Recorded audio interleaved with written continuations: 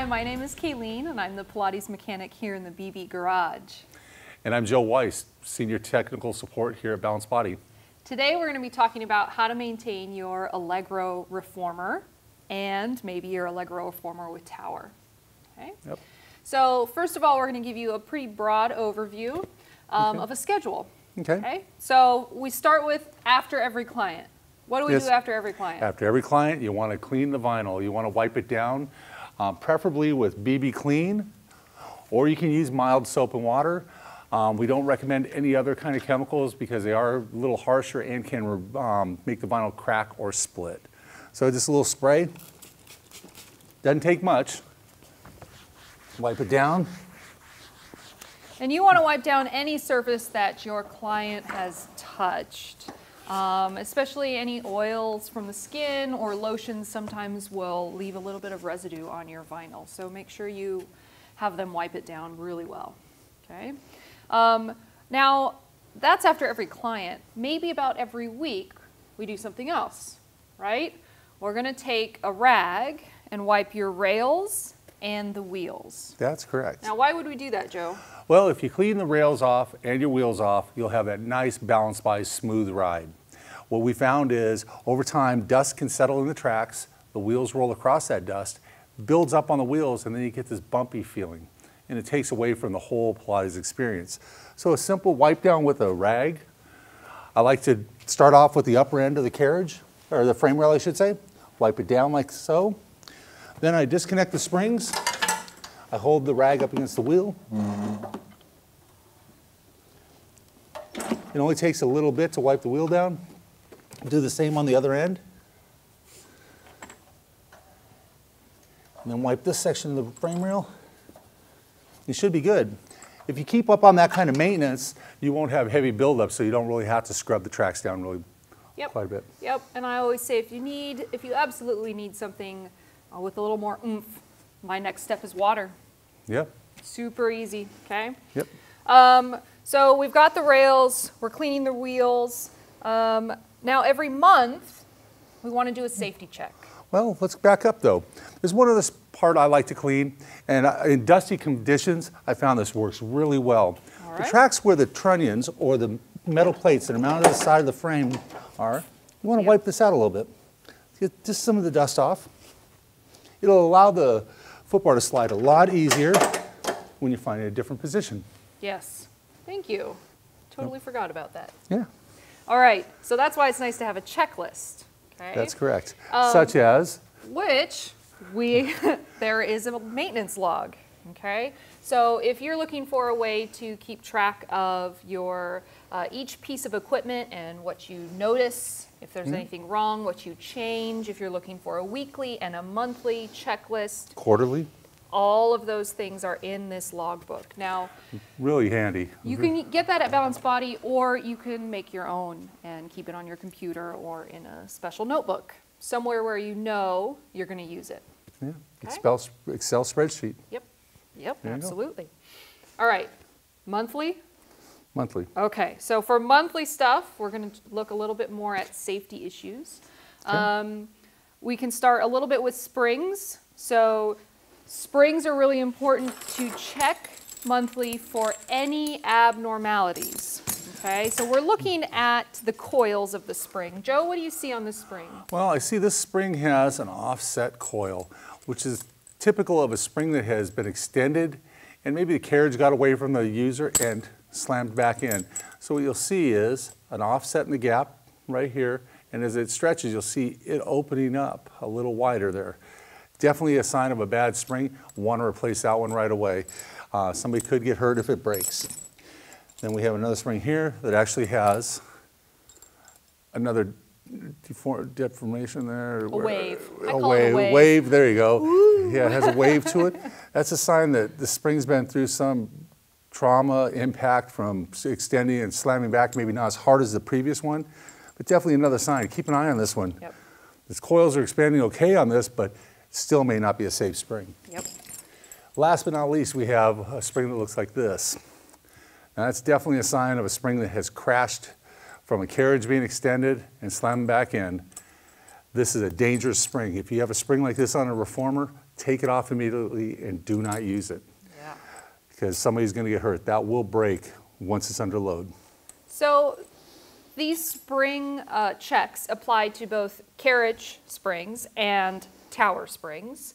And I just want to point out, Joe, that the one that you had up here just a second ago, the very middle one there, that's a carriage spring. And it's really easy to miss something like this because that is actually under the carriage. It connects to the carriage right under my hand here. So if you just walk by your machine and glance at the springs you can see, you're going to totally miss this. So be sure you go underneath the carriage so you can see the entire spring. I agree. Yeah. You want to definitely make sure that spring is setting properly and you see no gaps, kinks, any kind of strange, Anything waves. that doesn't look right. There you go. Perfect. Yeah. Now, when we come to, are we going to start talking about tower springs too at the same time? We will get to tower springs in a second. Okay. I just want to highlight the other things we're going to check monthly. Okay. Okay. So the other thing we're going to check monthly are ropes and this upholstered like loops, handles, right? We're looking for frayed stitching, anything that looks like it's going to rip or not withstand load. And hardware. We want to make sure our hardware is secure. That's correct. When it comes to hardware, we want to make sure that the hardware is secure but not over tightened. Yes. It doesn't mean you need to take a wrench and try every bolt, tightening it down. Quick checks, something simple like on the foot bar. Bolts tight, tight. Yeah. So Joe's just using his fingers to see if anything is loose. And if it's not loose to your fingers, I wouldn't take a wrench to it. Exactly. Yep. You may find once a bolt does come loose, you'll hear a noise or something doesn't act the way it's supposed to. That's definitely a sign. So another part to check are the posts that the springs connect to. You want to make sure that the gray part of the post does not spin in your hands. Those should be tight and pretty easy to tighten down with an Allen wrench. If they do come loose, Yes. should be good. So that's a quick overview of monthly stuff. Correct. Okay, there are a couple things you can do quarterly. They aren't necessarily safety issues, but they're Sure. hygienic and longevity issues. So the first one is rotating springs. Yes. Why would we want to do that?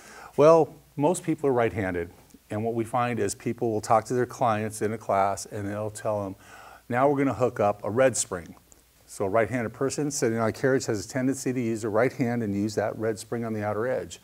What you find is the other two red springs don't get as much use. So what you want to do is actually rotate the springs quarterly, move them to a different position. So the outer red spring on the right-hand side is going to get equal wear. That means moving the middle spring to the right, the left spring to the middle, and the right spring to the left. Unhook it, switch positions, gets even wear, you're going to get more life out of your springs. Absolutely. The other thing that's really nice to do is to wash your loops. Yes. How do you do that? Well, you can wash them in a washer, but I'm using the delicate cycle and using, of course, laundry soap that would be used on children's clothing. I personally like to hand wash them in the sink using a delicate type soap and then let them air dry.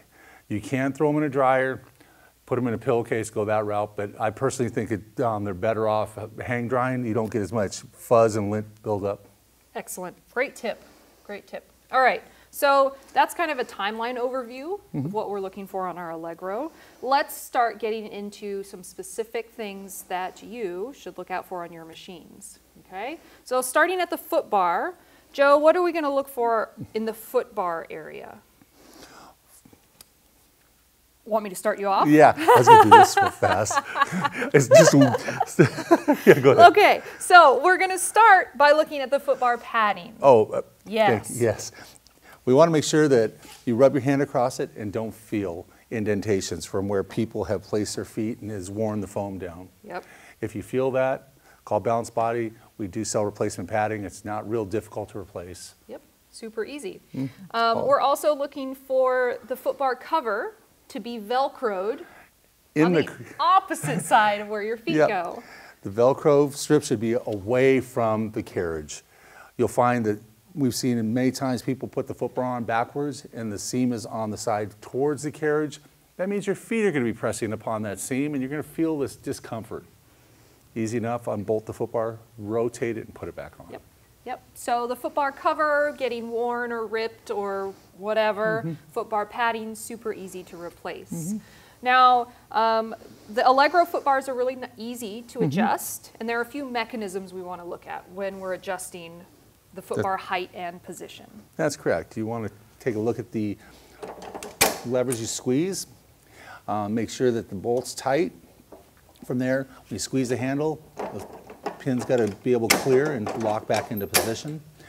From there, you want to check that when you pull these twist lock knobs out, you can move to your different positions and lock in.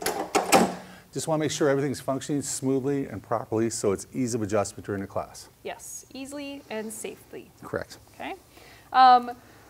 The other thing we want to look for over here in the foot bar area is the foot strap. So on the Allegro, our foot strap is on the outside. You just want to give it a nice tug to make sure that everything is secure, the clips are secure. And for some people, we like to turn the clips so that the little knobs are facing away from someone's feet. Okay. What are you giving me that look for, Joe? Well, you know, you can do that, but it becomes a little awkward. It'll still work. It'll work both ways. On this foot strap being a little longer, you're not necessarily going to have your feet near it. So that's just me. All right. Well, two philosophies in this video. Yeah. All right, moving up towards the carriage, I just want to mention the springs here. We've already talked about what to look for safety-wise in the springs, but it's really important to look under the carriage as well to check the spring hook orientation. Correct. Right under here. How should they be oriented? You want the hook of the spring facing down. Yes. Now, your springs do come pre-installed on Allegro when you purchase it, but you may, at some time in the future, buy some replacement springs and want to know how to put them on correctly. So you do want to make sure they hook through and the tip of the hook is facing towards the floor. Anytime you flip your machine on its side, if you're doing some maintenance or whatever, sometimes the hooks will rotate. So, Yep. Excellent. All right, moving upwards, let's talk about the shoulder rests. Okay. Okay. Well, these are the twist lock style, our newest version. Pretty simple to install and uninstall. Unscrew the post, slide them off. Put them back on, and now it's really nice here because you do not need to take the twist lock knob all the way off. You just loosen it a quarter turn, half a turn. I did one full turn. Seems to be about good for that. So if you don't have twist lock and you have a quick release pin, make sure it's in and it's not floating off somewhere in the studio because that is a really important safety feature so the shoulder rests don't slide out and fall off while your client is using it. That is correct. Okay. Now also, that pin should be attached to the carriage top with a black little lanyard. Yes. If that black lanyard is missing, contact Balance Body and we can get you a new one. Yep, yep. They break every once in a while, Yeah, so over time. easy to replace. Okay. We're also looking at these eye straps and cam cleats. So the rope should go through the eye strap, through the cam cleats, and in this case, I've threaded the ropes under the shoulder rest out to the other side just to keep them out of the way. You can do that or something else to keep them out of the way. This is the most clean way. That way they're both in not sticking out too far. Plus, if you do have to adjust them, you don't really have to fight trying to get the ends through. Yep, yep. Now it is important, as you mentioned about installing the ropes, make sure your cleats positioned correctly. You want to make sure the flippers, as I call them, are equal, not one to one side more than the other or vice versa. Yes. This way you get a nice, secure, tight rope fit and it won't slip during use. Yep, absolutely. Headrest. Headrest. You want to check and make sure that none of the screws behind on the lower hinge are coming loose or up on top. Also, you have an elevation block. You want to make sure that elevation block is functioning properly and still attached. Yep, every once in a while, something will come a little loose there. Yeah. That's when you need to tighten it up so it doesn't rattle. Okay. That's correct. How about the ropes? Well, with the soft touch rope system, you just want to make sure you don't have a fraying or anything like that. These look pretty good, no lumps. If you do feel some lumps or you see some wear marks on the outer casing where you're seeing a white inner casing, that's a good sign it's time to change those ropes out. We found that Over time, if they do get lumpy, you will feel that when you're working out. You'll pull on the ropes, you'll feel a little clunk clunk feel. Yep, it totally changes the feel of supine arms and straps or feet and straps, right? So the ropes attach to loops and handles. We want to make sure that those things don't have any loose threads or worn nylon or anything like that that might break under high loads. Yeah, definitely want to keep an eye on the seams where it's stitched together. If this comes loose, could fall apart when you're using it. You don't want to see that happen. Yep. So your ropes thread up through pulleys. These are pulleys up here. And this particular one is attached to the tower, but if you don't have a tower, then, would you hold this? Yes, ma'am. You might have risers, okay? And these risers would fit somewhere right around here, actually. Okay. And how are those secured? So for these kind of risers, you would take a quick release pin from the back, ta-da, attached to a lanyard, and put it through the hole into, there's a hole in the bottom of the riser. And that will keep the risers from coming out and from rotating, okay? And this is why we put the pulleys on the tower if you have a tower, so they're out of the way, okay? So a couple things, thank you. A couple things to look for on the pulleys. Okay, so you want to make sure that the shackle or clevis is tight. It's held in place by a flat tip screw. Sometimes these will come unthreaded and can get loose, and it could be dangerous if the pulley comes loose. So you just want to go back and make sure the screw's tight. Check it on both of them. Now, when you have it on a riser, spring might be in your way a little bit. You can rotate the spring on this pulley and riser assembly so you get an open location where you can access the little flathead screw. Yep. Yep, that's really important because the pulley won't actually fall off right away if the bolt's not tight. It will get a little cockeyed, and so you have the illusion of everything's okay. So you got to check it with your eyes really carefully. That's correct. Okay. So the pulley's attached to the frame or the riser with an eye bolt. Okay, so your eye bolt can wear. I think we have an example part over there, yeah, Joe? Yeah, right here we have those little guys. So your eye bolt can wear where the pulley clevis rubs on the inner radius. It's important for two reasons. Well, strength for one. Yep, if you wear away the material, you have less material, less strength. And the eye bolt could break. What's the other reason? The other reason is it's super loud and annoying. So if you're doing big movements where the pulleys rotate, right, then the pulley clevis will go click, click over that worn area. Yeah, and people are like, what is that noise? What am I doing wrong? It's your eye bolt. It's a little part, okay? But once you see the wear, you can change it out or get new risers. That's correct. Okay. All right, so let's move on up. For this particular machine, we have a tower with a tower bracket. Joe, what do we need to know about this tower bracket? Well, one thing you want to keep an eye on, there are 6 screws on the side that actually hold it into the frame. It sandwiches the plates together to lock it in the frame. And if they become loose, the tower can rock. So you just want to make sure and go back and check these. If you put a wrench on them and give them a little twist and they're tight, leave them alone. The other part you want to keep an eye on are the knobs back here. These knobs are used to, if you need to take the tower off, you unscrew them, take them off. But just want to make sure they're cinched, nice and snug. They don't have to be over tightened or anything like that, but they can wear loose over time. Yep. So something else we've got on the back of the frame here are some eye bolts with a little standoff. These are for bottom loading your push-through bar. You want to make sure to give these a little feel with your hands to make sure that they aren't loose and they don't rotate, okay? That's correct. Super easy. Well, and as you're talking about eye bolts, let's move right on into the eye bolts on the tower. Yeah. Want to make sure these eye bolts are nice and secure. If you find one of them that rotates, go back and tighten it down. It's a safety thing. If they come loose with springs hooked up to them, the whole thing could pull out at you. Yep. So right up here next to the eye bolts on your Allegro, you have, thank you, Joe, we have some T-pins. The T-pins come right in the side here, and this is where your push-through bar rotates, okay? So your push-through bar should rotate freely and quietly. On this machine, there will be a little bit of noise, but not a loud squeak. You should never hear an extremely loud noise. No jokes about the chorus of push-through bars. Yes. That's not necessary. But what you can find is a T-pin over time will wear. You'll see a couple grooves worn into the T-pin. Also, as you'll see on this one, it's missing a little ball. When you press it, there's two balls that are supposed to release so the pin can be moved in and out. Well, this one here has lost one of the balls, so it's unsafe, so it's time to replace it. Yep. Now, one thing I do want to mention, when your tower is shipped to you, the T-pins are installed on the inside. It's very important to remove those T-pins and put them in from the outside because the little balls are designed to lock up against this surface of the push-through bar and not the outer part of the frame. Yep. They don't actually lock if you leave them on the inside. That's correct. They'll pull Yes. right out. Yep. Super important for safety. All right.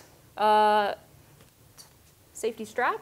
We've got our safety strap secured around the frame, not an eye bolt. Okay, a frame's much stronger than an eye bolt, so that's really important. There's no loose seams or stitching on it. Yep.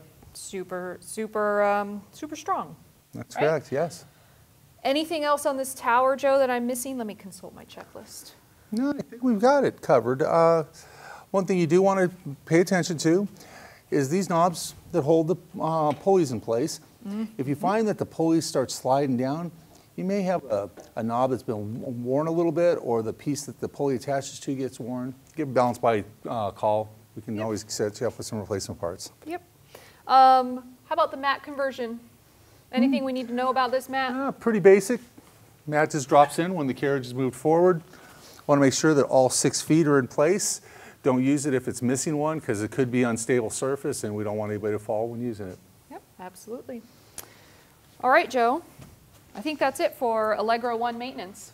No, not at all. Nice try, but you know what? There's one last thing we need to talk about. Dang it, I thought I could get away with it. No, the screws that hold the legs on. Oh, yes. Definitely want to discuss this. Because the machine experiences vibrations, screws can come loose. If when they originally were put in, they weren't secured down tight, they will vibrate loose. You might find a black screw laying under your machine or a silver screw. It's a little bit bigger in size. It's probably came from your legs, so want to go back and check those. I suggest checking those quarterly. Just make sure they're nice and tight. Yeah, so those screws are located in Way each up corner, under there. up under here. So in this particular machine, I feel, A loose screw. oh, do I? I feel 3 of them. I feel 3 There's screws. only 3 screws on the Allegro, the 2nd generation. Okay, all right. Well, as long as those screws are tight. Good to go. All right. Okay, are we really done now? I think we are. Okay. So if you need more videos like this one, you can check out pilates.com/bbgarage. We'll see you there. What was that? A new take on it.